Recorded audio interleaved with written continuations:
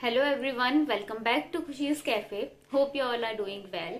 सो finally आज मैंने सोचा कि मैं आप लोगों के साथ में एक वीडियो शेयर करती हूँ, जो कि मैं हर साल कर रही हूँ पिछले करीब 3-4 ईयर्स से आई गेस। वो ये कि मैं अपने पूरे ईयर का रिव्यू करती हूँ और एट द एंड हम उसमें से कुछ ट्राई करते हैं ढूंढने का कि हमने कितना आउटपुट निकाला और कितना कुछ सीख पाई। ये जो पूरा साल निकल गया और इसमें कुछ सीखा, कुछ वर्थ रहा, लाइफ में कुछ ऐड हुआ या नहीं हुआ, उसका एक छोटा सा विश्लेषण कह सकते हैं वो करते हैं और आगे किस तरीके से लेकर के चलना है वो देख सकते हैं। तो चलिए स्टार्ट करते हैं। जो रिव्यू मैं कर रही हूँ अपनी 2022 ईयर का, वो इस तरीके से रहेगा कि 3-3 मंथ्स के 4 फेज मैंने बनाए हैं। उनको डिवाइड करके एक एक करके हम उन पे मैं डिस्कस करूंगी, मैं आप लोगों को बताऊंगी, शेयर करूंगी और फिर लास्ट में देखते हैं क्या कंक्लूजन निकाल पाती हूँ। पहला सेक्शन ले लेते हैं जनवरी, फरवरी एंड मार्च का।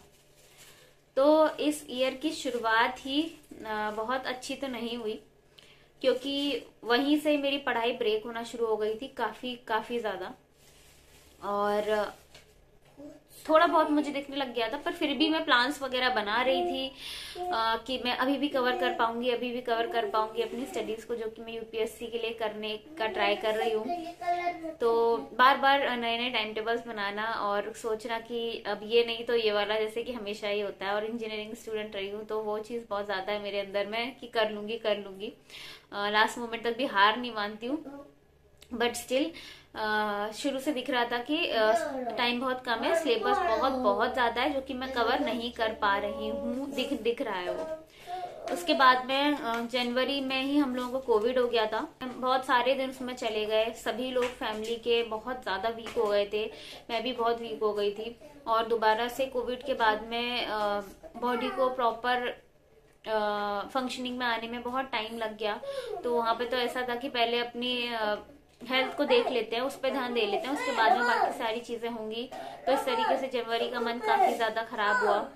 फेब का मंथ आया तो फेब मंथ आप काउंट भी नहीं कर पाई मैं कि फेब में कुछ हुआ भी कि नहीं, क्योंकि वो ऐसे निकल गया। थोड़े दिन हम लोग घूमने फिरने के लिए गए, मेघालय हम लोगों ने घूमा, बहुत अच्छा लगा। वो ट्रिप बहुत अच्छा रहा फैमिली के साथ में, बहुत रिफ्रेशिंग था और बहुत कुछ नया देखने सीखने को मिला। उसके बाद में फेब ऐसे ही निकल गया, कुछ ज्यादा स्टडी वहां पे भी नहीं हुई।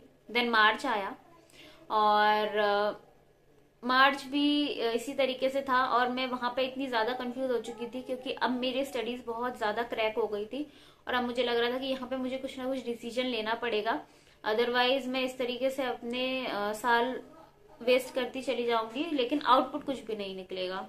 क्योंकि यूपीएससी की तैयारी एक बहुत ही जनरलाइज्ड तैयारी होती है, जिसमें आप किसी भी सब्जेक्ट के स्पेशलाइजेशन नहीं कर पाते हो, और बहुत जनरलाइज्ड वे में आपको हर चीज की नॉलेज तो होती है, पर आप किसी एक चीज पे काम नहीं कर सकते क्योंकि आपने उसमें कोई मास्टरी हासिल नहीं की है किसी एक सब्जेक्ट में। तो आप सब कुछ कर रहे हो पर फिर भी आप कुछ नहीं हो, उस टाइप का चलता रहता है। तो वहां पे वो चीज मुझे बहुत ज्यादा परेशान करने लग गई थी कि ऐसा कब तक चलेगा। तो वो मंथ ऐसा था कि मैं पढ़ भी रही थी और आगे भी कोशिश कर रही थी कि कवर कर पाऊं, लेकिन उसके साथ साथ में ये कंफ्यूजन दिमाग में बैठ चुका था। और फिर वहीं पे मैंने डिसाइड किया कि अब मैं इसको बिल्कुल छोड़ देती हूँ, क्विट करती हूँ, और अब मुझे शायद इससे ज्यादा मैं नहीं कर पाऊंगी और शायद बहुत और कुछ बेटर है जो मुझे करना चाहिए। तो वहां पे मैंने डिसाइड किया। और हाँ, इससे पहले मैंने जनवरी में ही अपने मास्टर्स के फॉर्म भर दिए थे साइकोलॉजी के, तो उसमें भी मैं थोड़ा बहुत इन्वॉल्व हो गई थी। तो मुझे एक मेरे पास राह थी कि हाँ, ये जो स्पेशलाइजेशन है ये मेरे लिए वर्क करेगा।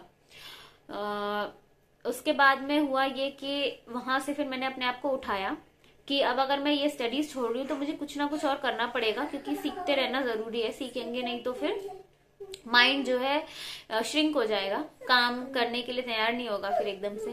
तो वहां पे मैंने बहुत इंटर्नशिप्स उठाई अपनी। साइकोलॉजी में इंटर्नशिप ली, एचआर में इंटर्नशिप वहां से मैंने स्टार्ट करी, और उसके बाद में घर में ट्यूशंस पढ़ाना स्टार्ट करे, तो फिर वो मेरा वर्क फेज स्टार्ट हो गया एकदम से पढ़ाई का रुकना और मेरे वर्क फेज का स्टार्ट होना। सब कुछ फटाफट ऐसे दिन बीत रहे थे, सुबह से शाम, क्योंकि इंटर्नशिप का बहुत सारा काम रहता था और नई चीज सीखना भी था, और बच्चों को ट्यूशंस पढ़ाना है तो उसके ऊपर भी काम कर रही थी, किस तरीके से और बेटर प्लानिंग कर सकती हूँ, किस तरीके से और उन लोगों को और ज्यादा कंसंट्रेशन का इंक्रीज कर सकती हूँ, वो सब चीजों पे मैं वर्क करने लग गई थी। क्योंकि मैं एक साइकोलॉजी स्टूडेंट हूँ, साइकोलॉजिस्ट मुझे बनना है, तो मुझे उन सब चीजों का भी ध्यान रखना है। बैक ऑफ द कहते हैं पर्दे के पीछे आप जो मेहनत कर रहे हो वो आपकी अपनी होती है, वो चीज है। तो वो मैं सब कर रही थी। तो 3 महीने ये फटाफट उसमें ऐसे निकल गए, मुझे पता नहीं चला, सारा काम में। और अर्निंग भी स्टार्ट हो गई मेरी, अर्न भी करने लग गई थी। तो बहुत एक अच्छा लग रहा था कि मैं अब मैं ऊपर उठ रही हूँ, कुछ हो रहा है, सीख भी रही हूँ चीजें और अर्निंग भी कर रही हूँ। तो इस तरीके से था। तो ये 3 महीने बीते, कौन से, अप्रैल, मई, जून।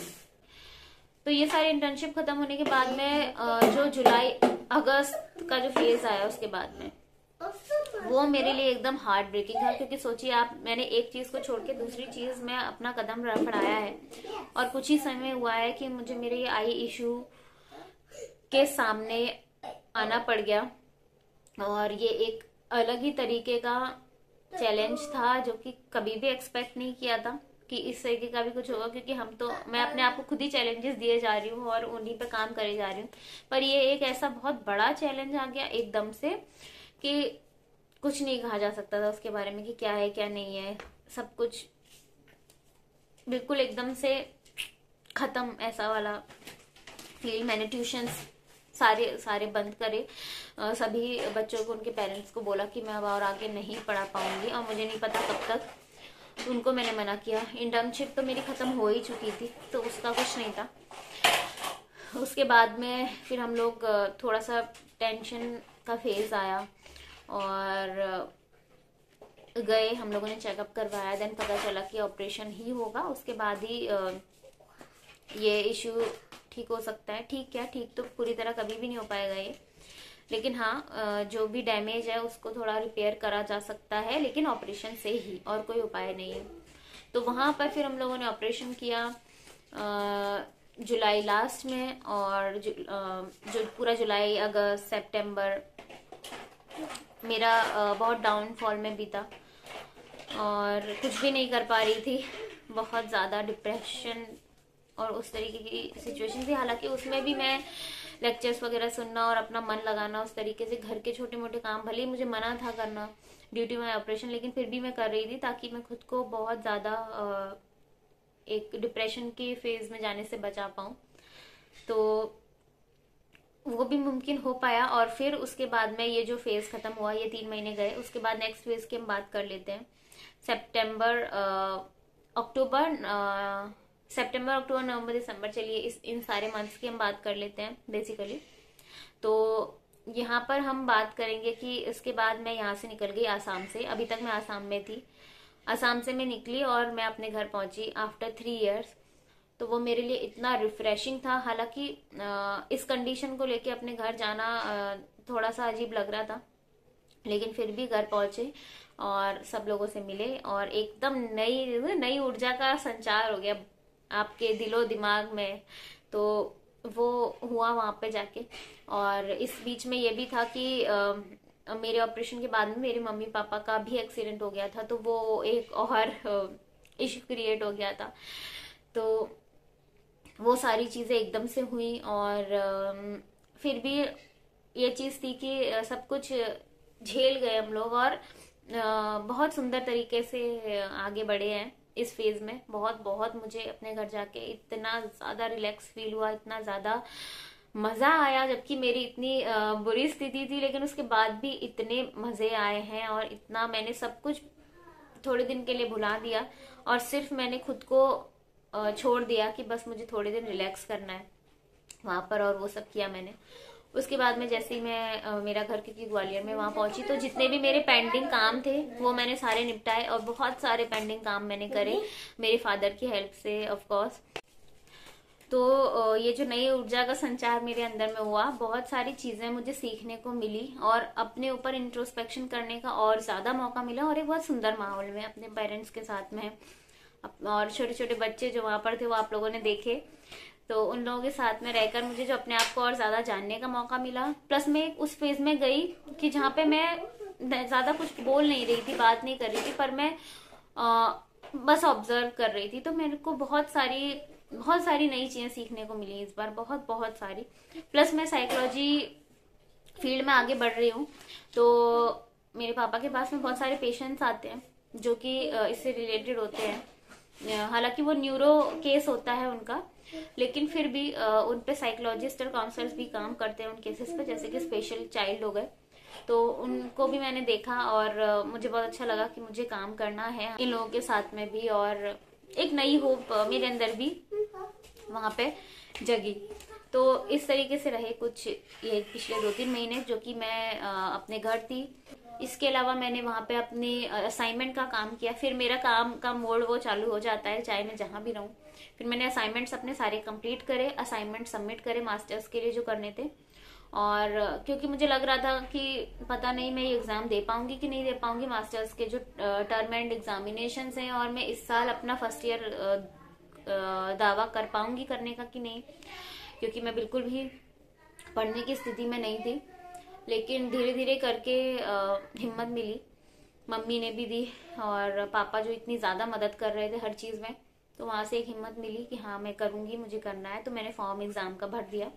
उसके बाद में अपनी फाइल्स वगैरह जो सबमिट करनी थी वो सब कुछ मैं वहां सबमिट, क्योंकि मेरा एग्जाम स्टडी सेंटर वहां पर है, वो सब मैं वहां पे करके आ गई। मैंने क्लासेस भी करी, तो क्लासेस करके और ज्यादा अच्छा लगा। और जो मैम थी उनसे मैं मिली, तो मुझे लगा कि हाँ बहुत काम बाकी है, बहुत काम करना है मुझे भी, और इस फील्ड में मुझे अपना योगदान देना है, और सुंदर योगदान देना है। तो मुझे अब उठना है और मेहनत करनी है फिर से। तो बस वही उठ गई, और फाइनली जब मैं दिसंबर में असम वापस आ गई हूँ, तो आते ही मैंने एग्जाम्स को फेस किया है, और एग्जामिनेशंस मैंने कंप्लीट करे हैं अपने देकर अभी, और 2 अभी बाकी है, तो जिन पे कि हम स्टडी करेंगे।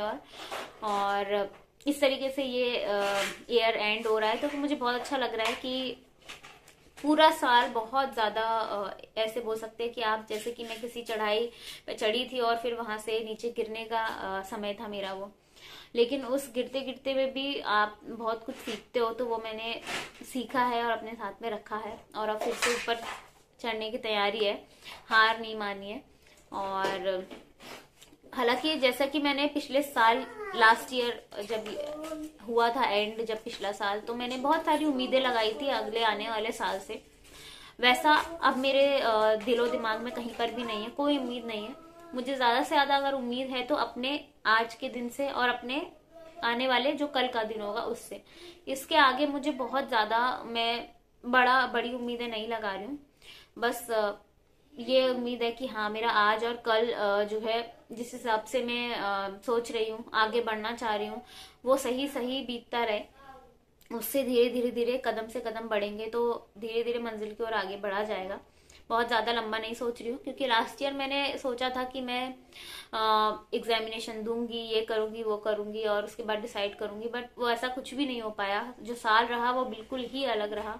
तो इसीलिए अब मैं एक तरीके से आप कह सकते हैं कि थोड़ा सा मेरे अंदर में एक सिंसियरिटी ज्यादा आई है, और एक खुलापन आया है कि अब जो भी आएगा तो उसके साथ में हम डील करेंगे, उसको समझेंगे, देखेंगे। और क्योंकि साइकोलॉजी भी पढ़ रही हूँ, तो अपने जो प्री कंसीव नोशंस है उन्हें नहीं लगाएंगे, अपनी नॉलेज से काम करेंगे, और जो सामने दिख रहा है उसको प्रोसेस करेंगे ठीक तरीके से बैठ के। तो वो सब मैंने इस साल सीखा है। भले ये डाउनफॉल का ईयर रहा, लेकिन इसमें से जो सीखने को मिला है, मुझे लगता है कि इससे ज्यादा मुझे सीखने को आज तक किसी भी साल में नहीं मिला था। तो यही था मेरे इस साल का रिव्यू। और मेरे कोई रिजोल्यूशन नहीं है अगले साल के लिए, मैं कुछ रिजोल्यूशन नहीं लेने वाली हूँ। जैसा जैसा बेहतर लगता जाएगा कि मुझे करना जरूरी है, वैसा वैसा मैं करती चली जाऊंगी, बस इतना ही। तो चलिए मैं यहीं पे इस वीडियो को एंड करती हूँ। आई होप कि आप लोगों को अच्छा लगा होगा मेरे इस ईयर का रिव्यू, और अपने कमेंट सेक्शन में प्लीज मुझसे शेयर कीजिएगा आप लोगों की जो भी थिंकिंग है, क्योंकि कहीं ना कहीं मैं यूट्यूब से बहुत ज्यादा दूर हो गई इस साल में। क्योंकि एक चीज ये थी कि यूट्यूब का जो पैटर्न है वो ये है कि आप यहाँ पर एज ए क्रिएटर हो, तो पहली बात तो मुझे क्रिएटर बनना ही नहीं है। मैं सिर्फ यहाँ पे अपने दोस्त बनाने आई हूँ और उन लोगों से कुछ बात शेयर करती हूँ और कोशिश करती हूँ कि मैं आगे बढ़ रही हूँ तो यार कोई हम सभी आगे बढ़े साथ में मिलके। अगर मैं कहीं पे थक रही हूँ तो मैं दूसरों को देख के फिर से उठूं, और आप लोग अगर कहीं पे फील कर रहे हैं डाउन या थका हुआ तो आप लोग मुझे देखें और आप भी आगे बढ़ें। इससे ज्यादा मेरी कोई कोशिश नहीं रहती है इस प्लेटफॉर्म पे। और इसीलिए शायद थोड़ा सा दूर हुई मैं इससे, क्योंकि मुझे लग रहा था कि ये जो एक साइकिल बन जाता है कि यहाँ पे जो व्यूवर्स हैं वो कुछ स्पेशल तरीके से ही आपको देखना चाहते हैं। और जब मैंने ये आप लोगों के सामने पुटअप किया कि मैं यूपीएससी अब नहीं करूंगी, आगे नहीं कर पा रही हूँ, मैंने ये पूरी तरीके से एक्सेप्ट किया कि I am not capable any more कि मैं इस चीज को आगे लेकर के बढ़ सकूं। और अब मैं अपना नई जर्नी कर रही हूँ जहाँ पे मैं सीखूंगी, अब मैं अपने आप को नए तरीके से एक्सप्लोर करना चाह रही हूँ बेसिकली। तो वो चीज उतनी एक्सेप्टेबल नहीं थी, लेकिन क्योंकि वो चीज एक्सेप्टेबल नहीं थी इसीलिए मैं वो चीज ना करूं तो ये मैं नहीं हूँ। तो इसीलिए मैं जो हूँ मैं वैसे ही रहूंगी। इसीलिए मुझे यूट्यूब का जो पैटर्न है ये कुछ खास पसंद नहीं आया। और मैं जो आप लोगों के साथ में शेयर करूंगी वो मैं वो करूंगी जो कि मैं सीख पा रही हूँ, और किसी ऐसी साइकिल में नहीं फंसना चाहती जहाँ पे मेरे मास्टर कोई और हो जाए। अदरवाइज मैं इतनी मेहनत करूंगी ही नहीं, क्योंकि अगर मुझे इसी साइकिल में फंसना होता तो मैं बहुत पहले फंस चुकी होती। बहुत सारी अपॉर्चुनिटीज थी मेरे पास में, पर इसी साइकिल में मुझे नहीं फंसना था कि मेरा ओनर कोई और हो जाए। तो इसी वजह से थोड़ा सा यूट्यूब से मैं दूर रही इस साल।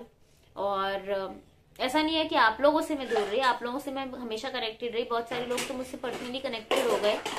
तो और चाहूंगी कि अगले साल भी इसी तरीके से चले। और जो भी आप लोगों की क्वेरीज हो तो आप लोग पूछ सकते हो यार। अब इंटर्न हूँ साइकोलॉजी में तो चाहती हूँ केसेस वगैरह अच्छे अच्छे मिले मुझे।